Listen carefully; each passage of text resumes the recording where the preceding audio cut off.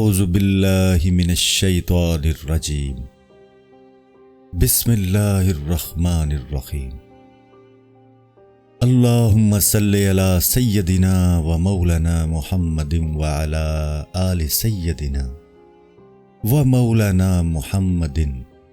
وبارک وسلم۔ فصل قبر میں سانپ اور بچھو۔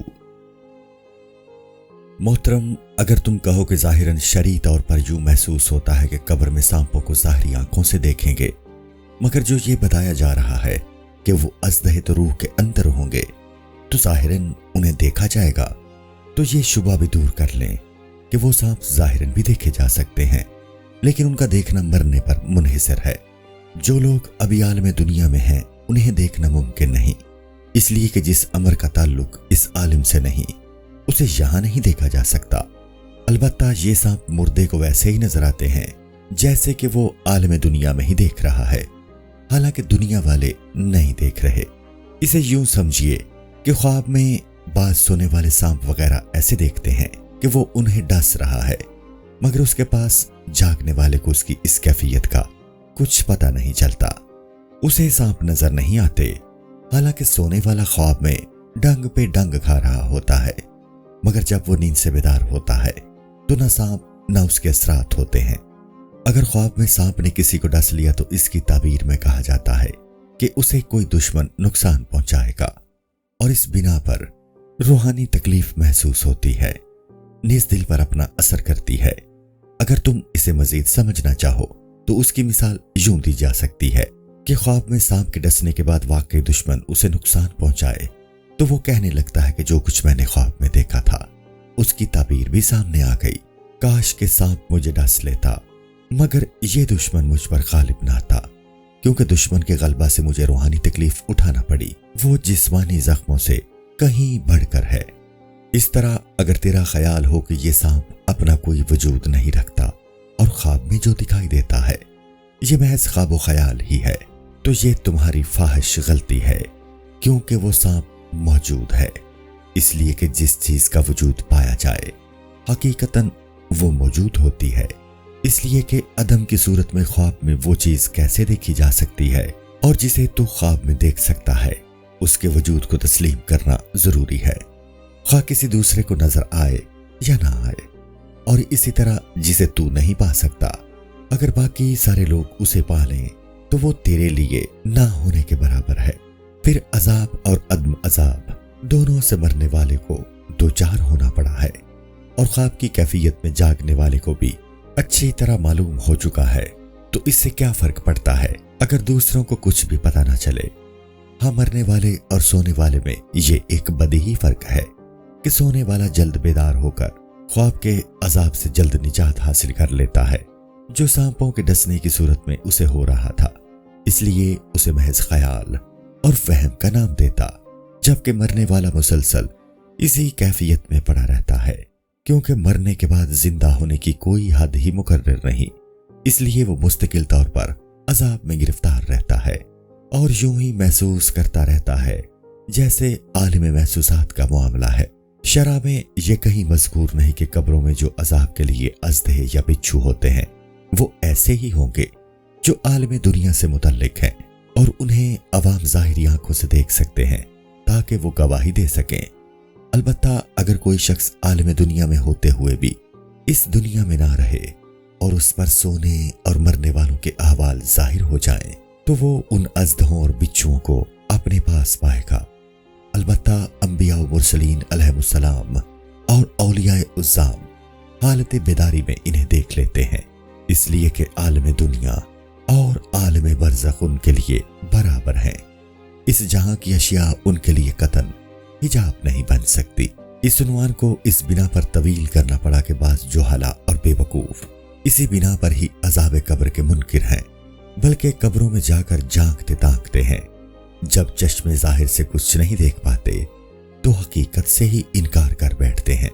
یہ صرف اسی لیے انکار کرتے ہیں کہ وہ عالم برزخ کے امور سے آگاہ نہیں۔ فصل کیا عذاب قبر سے کوئی بھی محفوظ نہیں؟ محترم، ممکن ہے تیرے دل میں یہ خیال ابھر رہا ہو کہ جب عذاب قبر کا تعلق آدمی کے دل سے ہے کہ وہ جتنا اس سے لگاؤ رکھے گا اسی مقدار کے مطابق اسے عذاب ہوگا، پھر تو کوئی بھی انسان عذاب قبر سے نہیں بچ سکتا، کیونکہ کون ایسا انسان ہے جو جاہ و حشمت، مال و دولت، اہل و عیال کی محبت نہ رکھتا ہو، لہٰذا سبھی اس عذاب سے دوچار ہوں گے۔ بس تمہارے اس خطرے کے جواب میں یہی ہے کہ بہت سے لوگ ایسے بھی پائے جاتے ہیں جن کا دل اس دنیا سے اچاٹ ہو چکا ہے، انہیں روئے زمین میں کوئی بھی ایسا مقام دکھائی نہیں دیتا جہاں آرام و سکون سے رہ سکیں، فقط ان کی آرزو موت ہے۔ مسلمانوں میں ایسے لوگ بکثرت پائے جاتے ہیں جو درویشانہ زندگی گزار رہے ہیں، پھر جو لوگ صاحب مال و دولت پائے جاتے ہیں وہ بھی دو قسم پر مشتمل ہیں،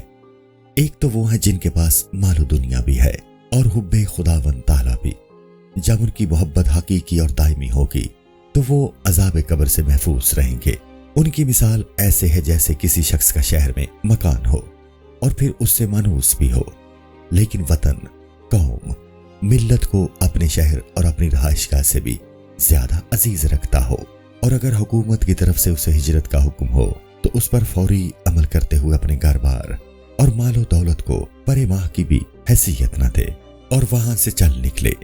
اس لیے کہ ان کی محبت اپنی ذاتی اشیاء کی محبت پر غالب ہے، اور بعض اوقات تو اپنی رہائش گاہ اور شہر کا تصور تک بھی ختم ہو جاتا ہے، اور ان کی فرقت و جدائی کا اثر اس کے دل میں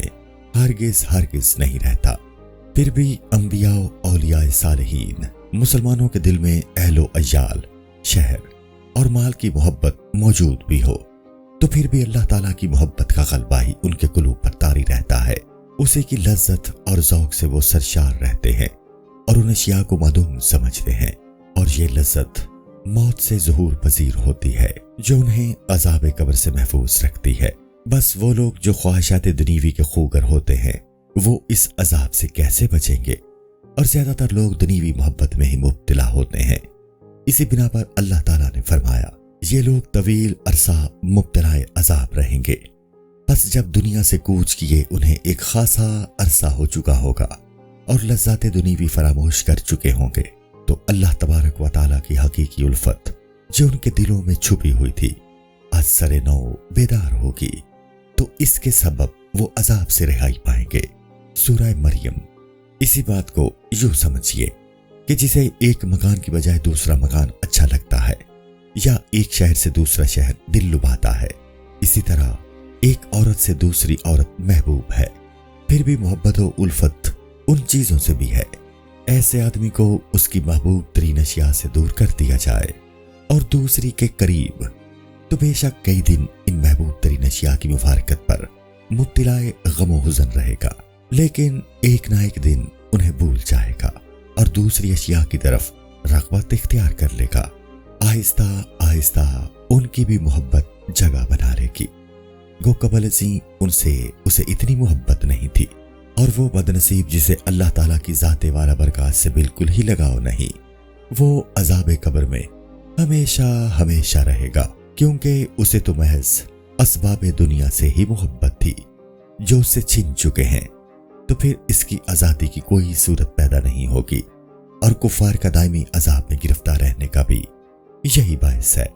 یاد رکھیے اگر ہر کوئی انسان خدائی محبت کا دعوے دار ہو کہ دنیوی محبت سے خدائی محبت اس کے دل میں زیادہ ہے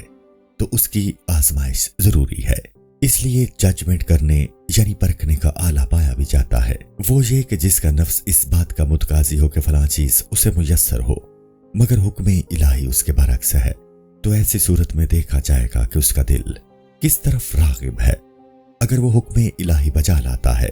تو یقیناً وہ ذات خداوندی سے محبت کرتا ہے۔ مثلا کوئی شخص کسی سے محبت کرتا ہے لیکن دوسرے شخص کے ساتھ اسے اس سے بھی زیادہ محبت ہے، تو ایک بدیہی امر ہے کہ اختلاف کی صورت میں وہ اس کی طرف مائل ہوگا جسے وہ محبوب تر سمجھتا ہے، اور اگر اس طرح ظاہر نہیں ہوگا تو یہ محض دعوی محبت ہے، صداقت نام کی اس میں کوئی بات نہیں۔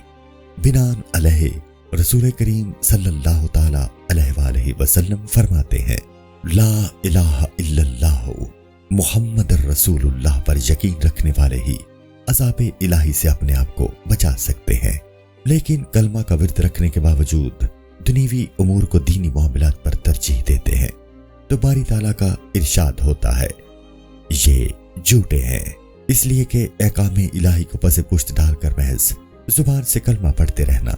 झूठ के जुमरा में ही आएगा। जुबान से कह भी दिया ला इलाह तो क्या हासिल, दिलो निगाह मुसलमान नहीं तो कुछ भी नहीं। अजीज मोहतरम, इस तफसीली गुफ्तगू से तुम इस नतीजा पर पहुंच चुके होगे कि साहिबान फरासत अपने बादनी मुशाहिदात से पता चला लेते हैं कि अजाब कब्र से कौन बच सकता है, और उन्हें इसका भी इल्म है कि ज्यादातर लोग अजाब कब्र से बच नहीं सकते, यहां तक कि वो अजाब की मुकर्रर मुद्दत को मुकम्मल न कर पाए। हाँ, अजाब की मुद्दत और है और इसकी शिद्दत और है। जैसे दुनियावी मामलात में फर्क पाया जाता है, इसी तरह अजाब कब्र में भी फर्क है।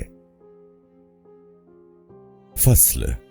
हमें अजाब कब्र से क्या ताल्लुक? बहुत से बेवकूफ और मुतकब्बर ऐसे भी पाए जाते हैं जो इस तरह कहने में कोई शर्म नहीं करते कि हम तो अजाब कब्र से महफूज हैं, हमें उससे क्या ताल्लुक, अजाब हो या ना हो हमें क्या है। लेकिन यह दावा पागल की बड़ से ज्यादा अहमियत नहीं रखता, क्योंकि जब तक तजुर्बा न कर लिया जाए उस वक्त तक ये दावा फजूल है। वो यूं कि अगर कोई शख्स कहने लगे मेरी जायदाद पर गैर काबिज हो जाए, मालो दौलत को चोर उड़ा ले, मेरे मोतकदीन किनारा कशी इख्तियार कर ले, खा कुछ भी हो जाए मेरे दिल पर असर तक नहीं होगा। बल्कि वो ख्याल करने लगे माल किसी और का चोरी हुआ और मेरी नामवरी और मकबूलियत की बजाय किसी और की शोहरत को पटा लगा। अगर हकीकतन इस दावा में सच्चा है तो उसे चाहिए कि अपने माल को अलग थलग कर दे, शोहरत और नामवरी से अमलन परहेज करे और अपने आप को इब्तिला आजमाइश में डालकर दिखलाए, फिर बात बने। इसलिए कि बहुत से आदमी ऐसे होते हैं जो कहते रहते हैं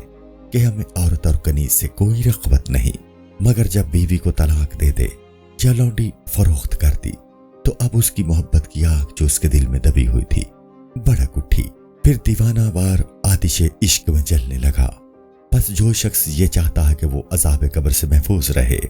उसे चाहिए कि वो दुनिया की किसी भी चीज से बिला जरूरत रग़बत व मोहब्बत न रखे, और वो भी इस तरह जैसे रफ़ाए हाजित के लिए जंगल में गया और चला आया, क्योंकि उस जगह से उसे कोई उन्स तो नहीं होता कि वहीं बैठा रहे, बल्कि वो तो जल्द अज जल्द वहां से वापसी की सोचता है। बस मैदा में खाना डालने को भी इतनी सी अहमियत दी जाए जैसे मैदा से बाहर फेंकने को, इसलिए कि इन दो बातों को जरूरियात में शुमार करते हैं और इन्हीं उसूलों को दुनियावी उमूर में मलहूज रखा जाए। बस है इंसान, अगर तू चाहता है कि तेरा दिल दुनियावी मामलात से फारिग रहे तो इबादत को मुस्तकिल अपना वजीफा हयात बना ले और खुद को जिक्र खुदावंदी से मानूस कर ले, यहाँ तक कि जिक्रुल्लाह का तेरे दिल पर गलबा हो जाए, यूं कि हुब्बे खुदावंदी दुनियावी मोहब्बत पर गालिब आ जाए और दिल में इस गलबे का अज खुद दलील साबित हो और शरीयत का ऐसे मुत्तबा हो कि ख्वाहिशात नफसानिया पर अहकामात इलाहिया की तामील मुकद्दम हो। जब नफ्स गुलाम हो जाएगा तो फिर यकीन कीजिए कि अजाब कब्र से महफूज रहेगा, और अगर ऐसी सिफात पैदा ना कर सके तो फिर जिस्म को अजाब कब्र के लिए खुला छोड़ दे। हाँ, अलबत्ता अल्लाह ताला अपने बेपाया कर्म से मुआफ फरमा दे तो ये अलग बात है, उसका करम फिर उसका करम है, उसके करम की बात ना पूछो। फसल, रूहानी जहन्नुम। अजीजुल कद्र, अब हम आपको रूहानी जहन्नुम के मानी से आगाह करते हैं, और रूहानी कहने का मतलब यह है कि आतिश जहन्नुम हकीकतन रूह के लिए हो गई है, जिस्म से उसे कोई इलाका नहीं होगा। वो खुदाई आग है जो दिलों पर असर पजीर होगी। सूरह अल-हमज़ा। बस मालूम हुआ कि वो ऐसी आग होगी जो दिलों पर मुसल्लत कर दी जाएगी, और वो आग जो बदन जलाती है उसे जिस्मानी जहन्नुम कहा गया है। लिहाजा समझना चाहिए कि जो आग रूहानी जहन्नुम में सुलग रही है उसकी 3 किस्में हैं। नंबर 1, ख्वाहिशात दुनियावी से फुरकत की आग। नंबर 2, जिल्लत, नदामत, रुसवाई और शर्मिंदगी की आग। नंबर 3, जमाले इलाही के दीदार से महरूमी और ना उम्मीदी की आग। इन तीनों किस्म की आग का ताल्लुक इंसान के दिलो जान से है, बदन से नहीं। لہٰذا ان کو تفصیل و تشریح سے بیان کرنا آزاد ضروری ہے، جو حیات دنیوی سے برزخی میں اپنے ساتھ لے جاتے ہیں، اور اسے ایک دنیوی مثال پیش کر کے واضح کیا جاتا ہے تاکہ اچھی طرح سمجھ سکیں۔ پہلی آنکھ، یہ آگ خواہشات دنیوی سے فرقت کی آگ ہے، اور اس کا باعث عذاب قبر کے سلسلہ میں بیان ہو چکا ہے کہ یہ دنیا سے عشق اور خواہشات سے رغبت ہے، یعنی آدمی جب تک اسے اپنی محبوبہ سمجھتا ہے تو اسے یہی دنیا جنت محسوس ہوتی ہے، اور جب اس سے جدا ہو جائے تو اپنے آپ کو وہ شخص جہنم میں جلتا ہوا محسوس کرتا ہے۔ بس نتیجہ یہ نکلا کہ عاشق دنیا جب اس میں ہوتا ہے تو اسے بہشت گمان کرتا ہے۔ الدنیا جنت الکافر، دنیا کافر کی جنت ہے، لیکن آخرت کافر کے لیے جہنم ہے، اس لیے کہ جو اس کی محبوبہ یعنی دنیا اس کے لیے جنت بھی ہے اور جہنم بھی، یعنی یہی دنیا اس کے لیے باعث لذت بھی ہوئی اور ذریعہ رنج و الم بھی۔ اس کی یہی دو کیفیتیں ہی اس کے دو سبب ہیں۔ مثال، اسے اس مثال سے مزید سمجھا جا سکتا ہے کہ ایک ایسا بادشاہ جو روئے زمین کا حکمران ہے اور ہر وقت حسین و جمیل عورتوں کے جرمٹ میں گرا رہتا ہے، اور غلام حلقہ بگوش رہتے ہیں جو بصورت باغوں اور عالیشان محلات میں عیش و عشرت میں محو رہتا ہے۔ پھر اچانک دشمن نے حملہ کر کے گرفتار کر لیا اور اپنا غلام بنا لیا، اس سے امیروں، وزیروں اور مشیروں کے سامنے حقارت آمیز طریقہ اپنایا، پھر اسے اپنے کتوں کی خدمت پر مقرر کر دیا،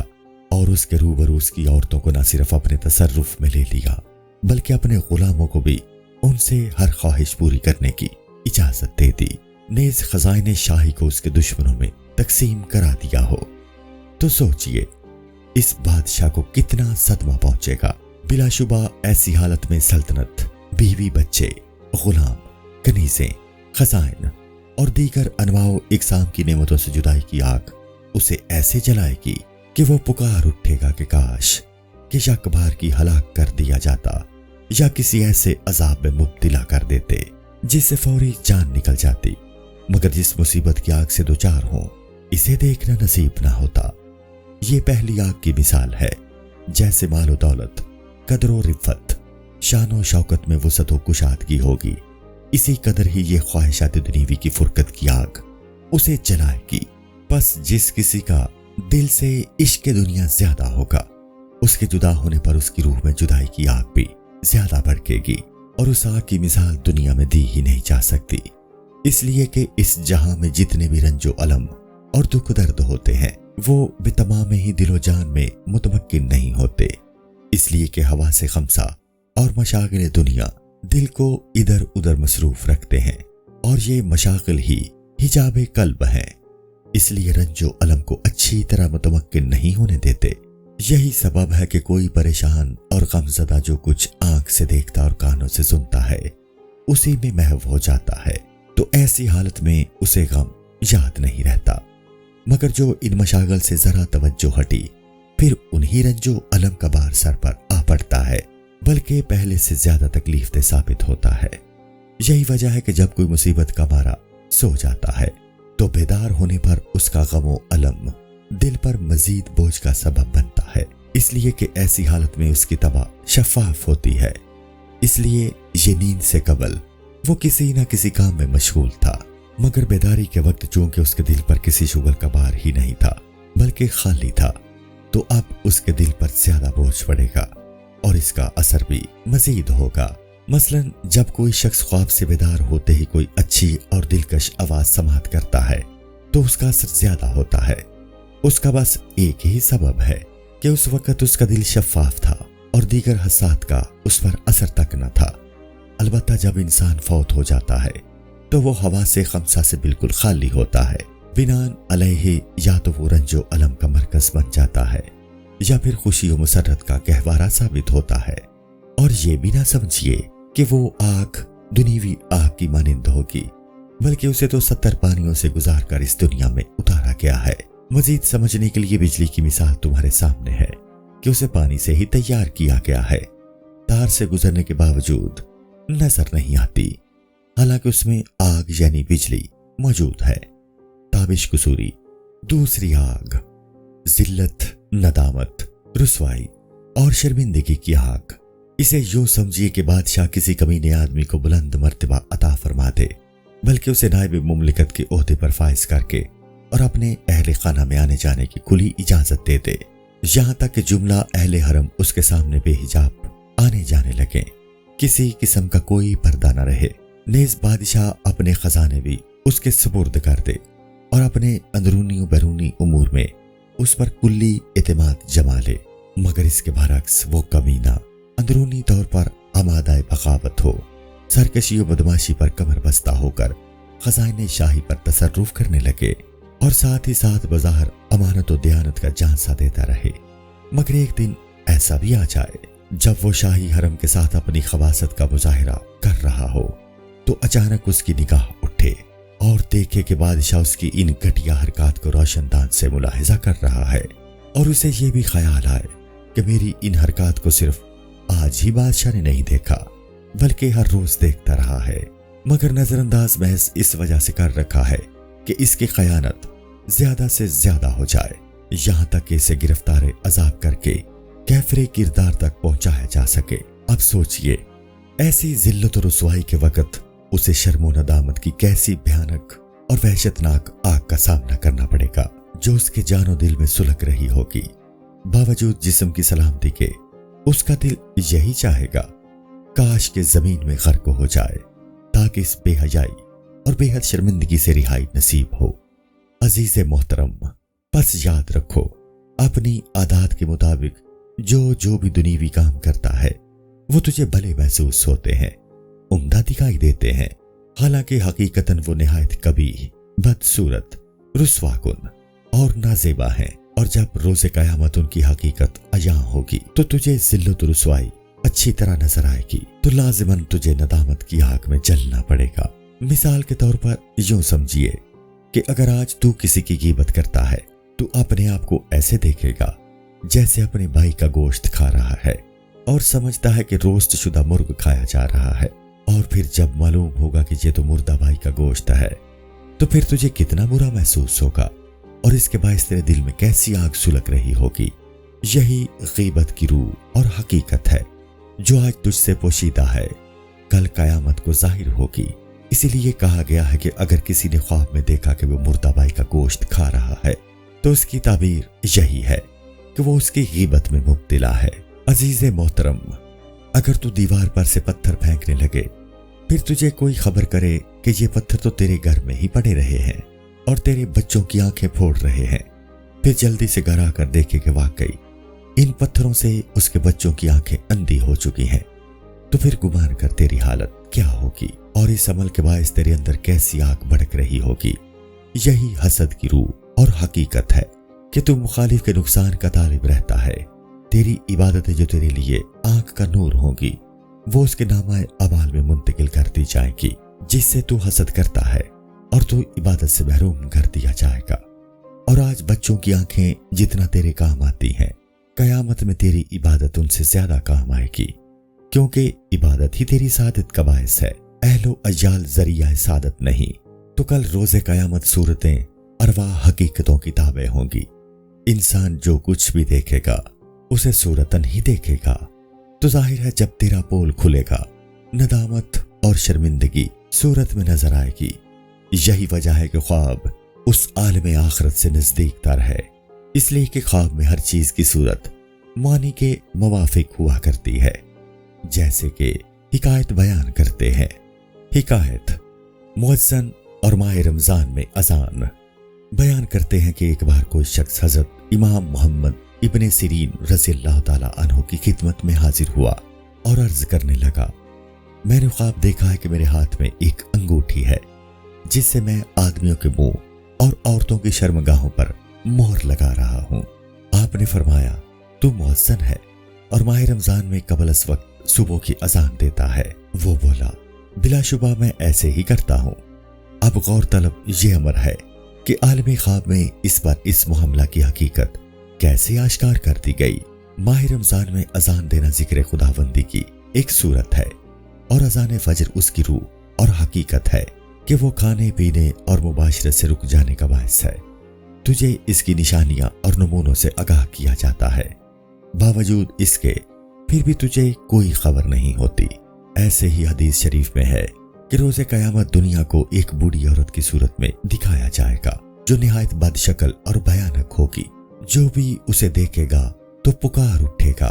आऊज़ु बिल्लाहि मिनका, खुदाया इससे पनाह। तब उससे पनाह तलब करने वालों को बताया जाएगा, अब क्यों घबराते हो, क्यों डरते हो, ये तो वही तुम्हारी महबूब है जिसके लिए तुम हलाकतों में पड़े रहे। तब ऐसे शर्मशार और नादिब होंगे कि उनका दिल चाहे कि इस खजालत और शर्मिंदगी से तो आग में जल जाना ही अच्छा है, ताकि वो शर्म और नदामत के अजाब से रिहाई पाए। मजीद समझने के लिए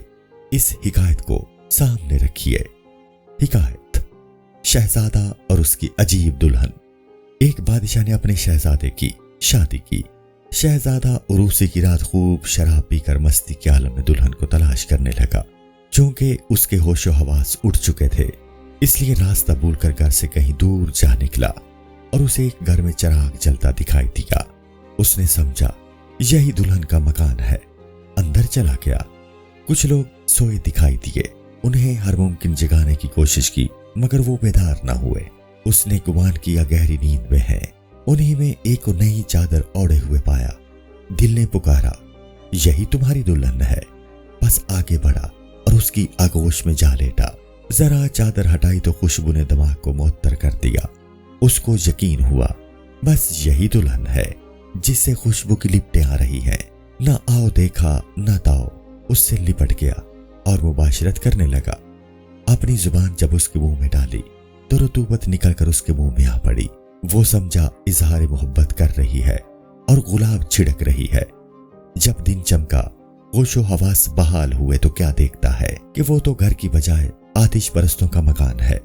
जिसमें वो अपने मुर्दे डाल दिया करते हैं और जिन्हें वो सोए हुए आदमी समझ रहा था, हकीकतन वो मुर्दे थे। और जिसके साथ उसने रात मुबाशरत में गुजारी वो एक बदसूरत बूढ़ी औरत थी जो अभी मरी थी।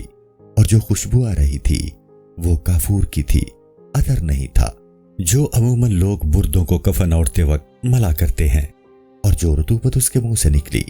वो सभी निजासतों पलीती थी। अब जब उसने अपनी हालत देखी तो निजासत से अपने आप को तर पाया। तब वो मुंह और तालू में निजासत की तलखी महसूस करने लगा, जिससे अब उसका अंदर बाहर आने लगा। कह पर कह शुरू हुई। अब वो चाहता था कि किसी न किसी तरह इस जिल्लत, खजालत, नदामत, प्लीती, रुसवाई और शर्मिंदगी से निजात पाने के लिए अपने आप को हलाक कर डाले, क्योंकि वो डरता था कि उसका बाप और उसके लश्करों सिपाह उसे ऐसी गंदी हालत में देख लेंगे। उसी असना में बादशाह अपने अजीम शान लश्कर के साथ तलाश करता हुआ वहां पहुंच गया और उसकी गंदगी कैफियत को अपनी आंखों से देख लिया।